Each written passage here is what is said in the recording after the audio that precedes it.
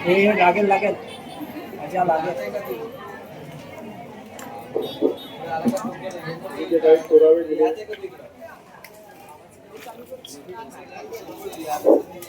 तुम्ही जे काही पुरावे दिलेले आहेत त्या पुराव्याच्या अनुषंगाने उद्या सकाळी तुमचं जे शिष्टमंडळ आहे 4-5 जणांचं शिष्टमंडळ असेल त्या शिष्टमंडळाच्या सोबत मी स्वतः तहसीलदार संबंधित ग्रामसेवक आणि त्या ठिकाणी एक बैठक घेऊ आणि सर्व पुरावे तपासून तुमची बाजू मांडण्याची त्या शिष्टमंडळाला पूर्ण संधी देऊ.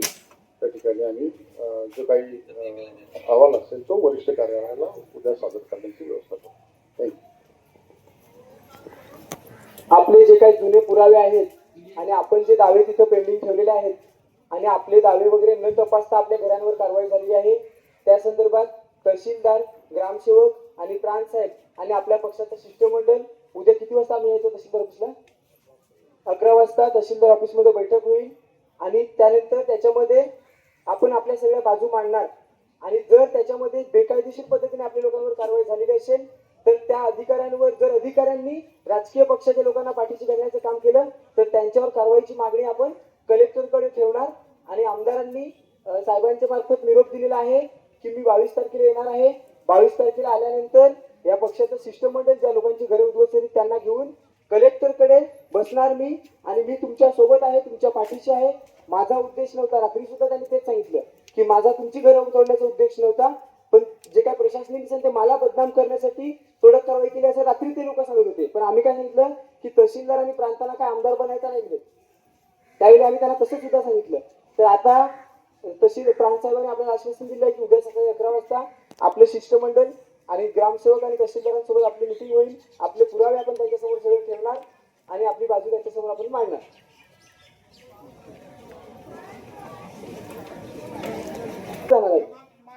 तर मग पत्र बित्र द्यायची गरज नाही, मग गनिमिकावा आहेत आमच्याकडे, बरोबर ना? पण साहेब तुम्हाला आम्हाला एकच सांगायचंय की अर्नाळ्यात कारवाई झाली, लागलेच लगेचच प्रफुल्ल ठाकूरने व्हॉट्सअपला एक मेसेज पसरवला की सांभाळ्या पाड्यावरची पण घरे तोडण्यासाठी. तर अख्ख्या तालुक्यामध्ये लोकांमध्ये भीतीचं वातावरण निर्माण झालेलं आहे. हे सगळं थांबलं पाहिजे कुठेतरी. आणि पोलिसांना सुद्धा आमची रिक्वेस्ट आहे की प्रफुल्ल ठाकूर सारखा माणूस जर असं करत असेल तर कुठल्या क्षणाला कुठली लोक कधी त्याच्या घरात घुसून जाऊन बसतील ना ते सांगता येणार नाही. आमच्या घरावर नका येऊ, बाकी काहीही करा, कारण की त्या घराच्या व्यतिरिक्त दुसरं आमची घरं नाही मिळत आणि आम्ही राहण्यासाठी घरं बांधून राहतोय. आम्ही कोणाला भाड्यावर नाही दिलं किंवा कमर्शियल नाही आमचं, बरोबर ना कॉम्रेड? बाहेरची माणसं ते काय घरात घरात कोणाची तरी जाण घुसती काय जाण घुसती काय उद्याला तहसीलदार ऑफिसला मिटिंग होईल आणि पुनर्वसन त्याचबरोबर आपल्या ज्या काय बाजू आहेत त्या आपण त्यांच्यासमोर मांडणार. ते रिपोर्ट तयार करणार आणि कलेक्टरला पाठवणार आणि त्या रिपोर्टची प्रत एक आपण घेणार आणि मग ती प्रत घेऊन आपण कलेक्टरकडे जाऊन बसू. आणि जर याच्यामध्ये प्रांत साहेबांनी किंवा तहसीलदारांनी आणि ग्रामसेवकांनी आपल्या विरोधात काही केलं किंवा आपल्या बाजूने जर केलं नाही किंवा कायद्याच्या बाजूने केलं नाही तर मग ह्याच्या पुढची लढाई तहसीलदार, प्रांत आणि ग्रामसेवकांच्या विरोधात असेल आणि बेमुदत आंदोलन केलं जाईल. मग उद्याच्या उद्या लगेच रिपोर्ट तयार करतात ते. 26 तारखेला जेवढं सामान तिथे पडलेलं आहे सरकारी मदत लोक जेवढं सामान पडलंय जेवढी घरं तोडल्या त्यांची घरं आम्ही श्रमदानातून उभी करू. बरोबर. कोणी जरी आलं तर त्याची तंगडी, मग ते पोलीस असो, प्रशासकीय कोणी असो, आमदार असो, नगरसेवक असो, कुठल्याही संस्थेचा माणूस असो, तो जर आला तर त्याची आम्ही तंगडी तोडणार. आग लावायची कोणाची तयारी आहे? आग लावणार.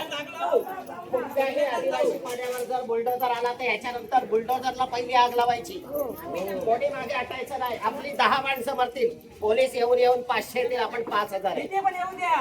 पोलीस येऊन 500 येतील, आपण 5000 आहे. आणि 26 तारखेला जर हे झालं नाही तर 26 तारखेला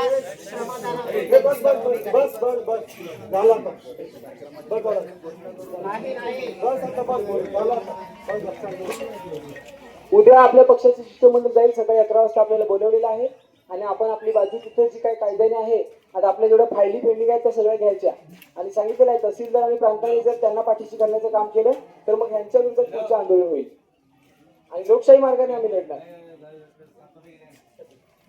हे आंदोलन 1 दिवसासाठी तुर्तास आपण स्थगित करतोय आज. उद्या जर तिथं प्रश्न सुटला नाही आणि त्याने रिपोर्ट पाठवून जर आपल्या लोकांना न्याय मिळाला नाही तर याच्या पुढे आपण हे आंदोलन मोठ्या स्वरूपाचं करू.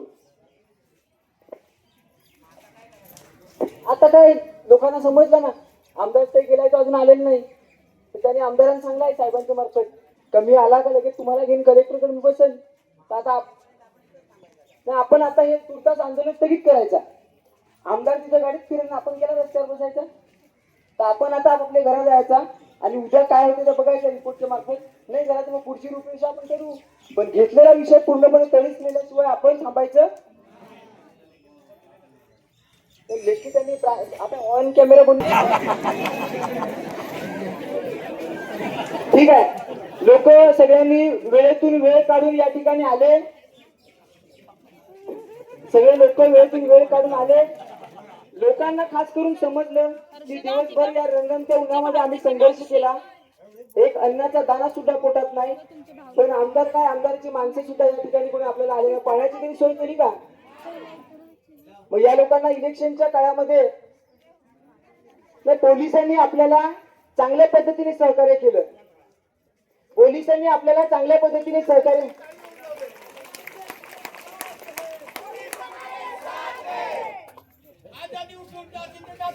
बावचे साहेबांनी खास करून याच्यामध्ये खूप मदत केली. त्यांनी यांच्याशी प्रांतांना इथे आणण्याचं काम केलं. दिवसभर प्रांत साहेब सुद्धा इथे उन्हात थांबून राहिले आणि आमदारांशी सुद्धा ते बोलले. आमदारांनी शब्द दिलेला आहे, बघू काय करतात. ठीक आहे, प्रशासन बदलून जाईल, पण आमदारांना आपली गरज पुन्हा लागणार.